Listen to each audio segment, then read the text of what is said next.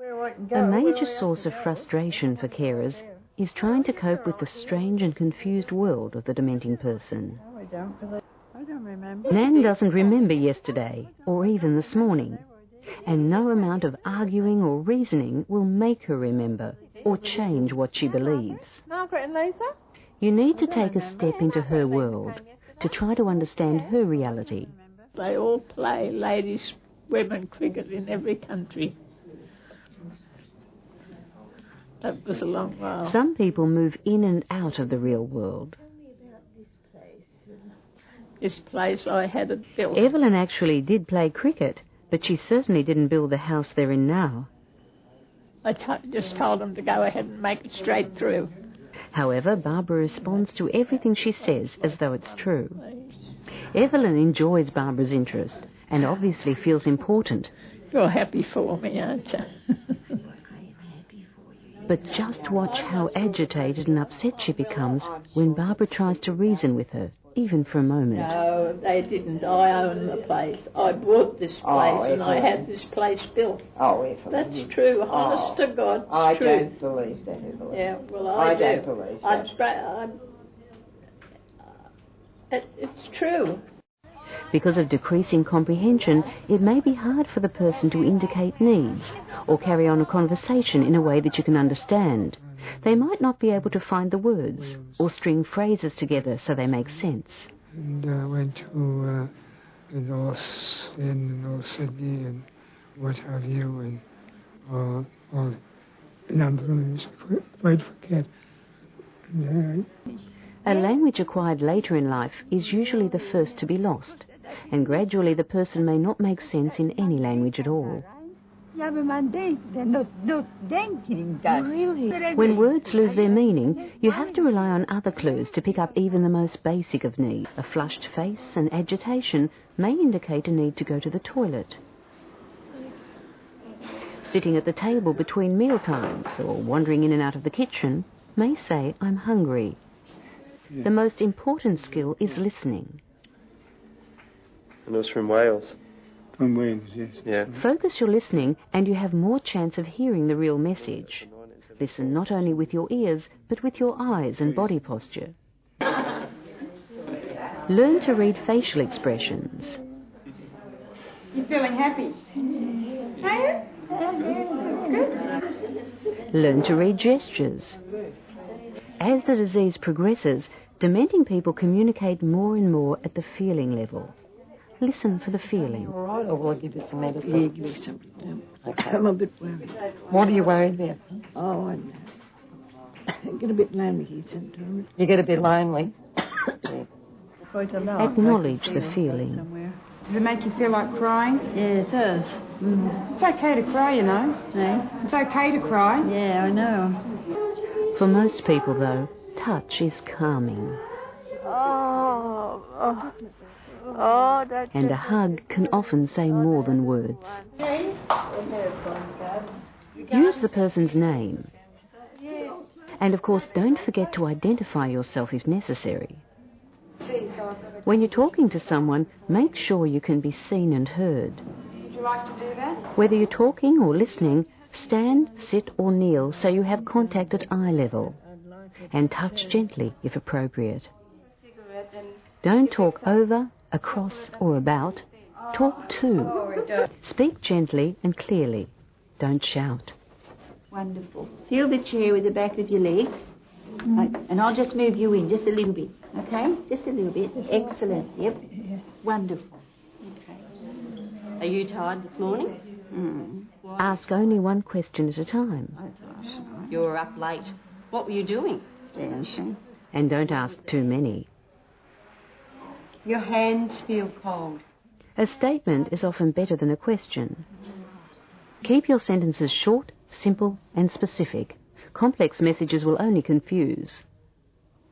Explain or show what you're doing.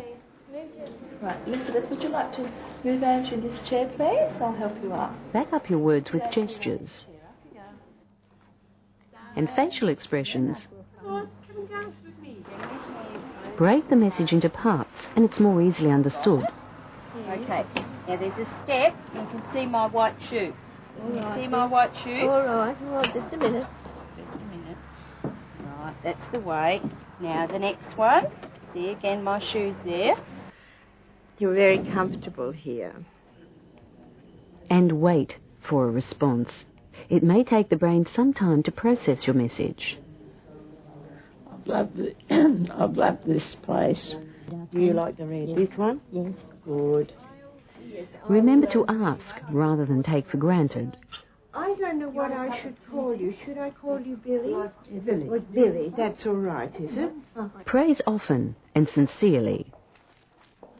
Even attempting to do something can be quite an achievement. Praise is essential to enhance self-esteem. Good, Jane. That's good.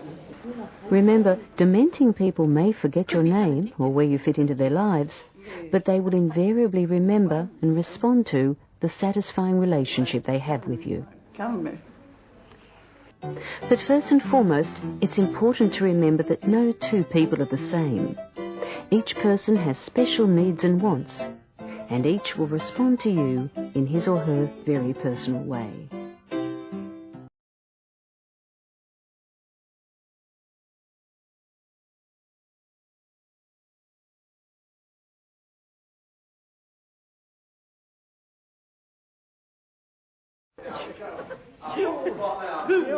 Having dementia doesn't mean an end to enjoyment of life, as some people think. Caring is more than just a matter of protection and physical care. Some lunch for you? Even though you can't change the damage done to the brain, you can influence the quality of a person's life. The aim is to ensure a lifestyle in which they can feel safe and emotionally secure, and which enhances dignity and self-esteem. Underpinning all of this is the recognition that each person is an individual. You can then use your knowledge of their likes and dislikes and what they can and can't do to help make the most of their abilities and maintain as much independence as possible. This increases dignity and self-esteem and so enhances the quality of life. If you leave people with dementia for long periods without company or stimulation, they can become bored, listless, anxious or depressed and appear to deteriorate rapidly. Dorrie, left to her own devices, starts to hallucinate. That is, she sees and feels things that aren't there. However, a remark from another resident is enough to divert her attention. But look at the transformation when she's involved in something she enjoys. She positively blooms. Working. Right, off you go. Bess is bored and unstimulated, but responds with animation when Lyndall involves her in a chat. It's got lots of leaves, hasn't it? Little petals. That's down up already, isn't it? Oh, it is, yes. It's lovely. Betty is obviously stimulated by the music, and when Nora encourages her to dance, she comes alive. Good on you, Betty.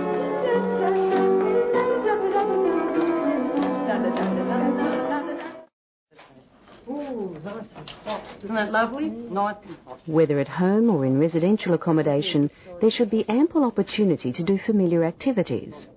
Things like hanging out the clothes, gardening, and housework. This keeps people occupied, gives a sense of purpose, and helps retain abilities. Doesn't matter, darling. We can go on our own. Just because someone has a dementing illness doesn't mean that activities such as walking and swimming should stop. They give pleasure and satisfaction, as well as using up energy and helping sleep. And of course, having fun should be part of everyone's life. Well, I get eat it up and then I'll come back to you. For many, going out is enjoyable. The stimulation provided by new or familiar sights, old memories, new faces, and shared experiences.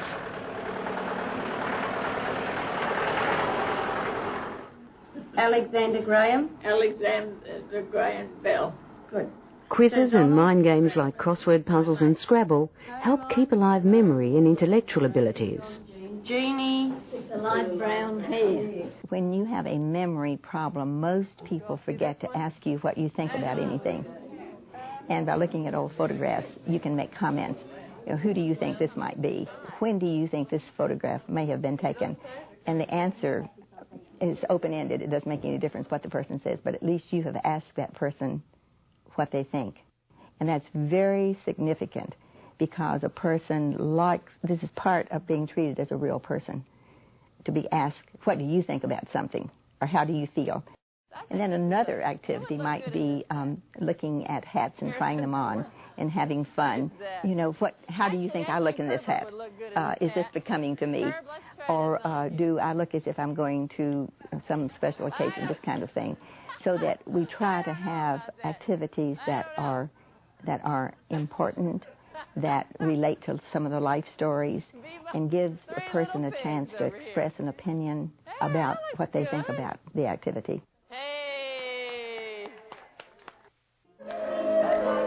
Most people respond to music. Well-loved songs and words, memories and the appreciation of good music provide pleasure, relaxation and emotional release. Music will often work where other techniques fail. I'm surprised at you. Remember, though, that overstimulation is just as undesirable as no stimulation at all.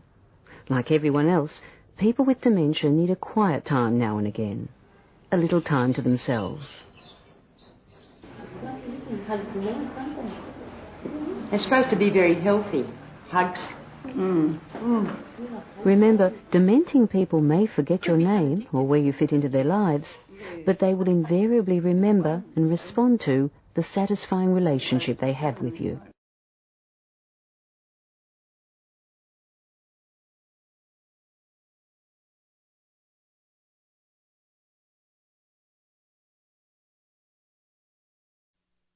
John Watson has medical problems of his own, including a heart condition and a recent stroke. But with help, he's caring for his wife Mary at home. Simplifying tasks is one way to make that possible.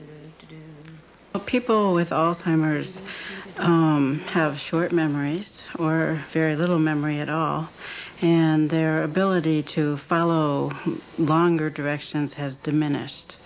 So you have to break things down into smaller steps and let them finish that so that they can complete a whole task.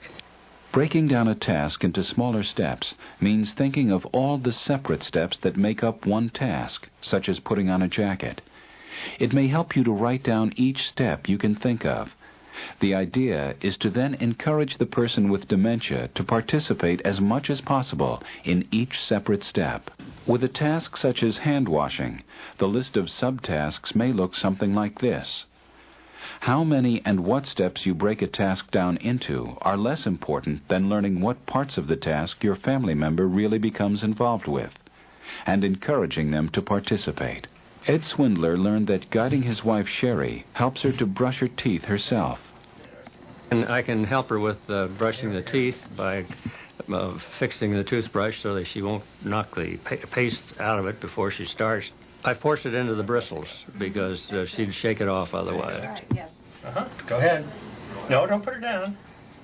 Don't put her down. I want to brush your teeth, hon. Thank you. There you go. All right, but That's fine. I'll put it in the pen. I'm just lifting it up and put it in her mouth, and she'll brush. Don't let it on me. All right, good. Good. Very good. Wonderful. Visual and physical cues emphasize the spoken instructions and simplify the task. Try to keep these communication techniques in mind when using task breakdown. Make sure the person knows that you're talking to him or her. Use short, simple words and sentences. Speak slowly, clearly, and calmly. Be respectful, easygoing, and encouraging. And allow time for information to be understood. Using these techniques takes time, and there's no perfect way to decide what to do. The way we determined what tasks she could handle during the day was through trial and error. That may have taken 3 months before we knew. Margaret Breen decided that with simple appliances, her mother, Gladys Brouk, could prepare her own breakfast.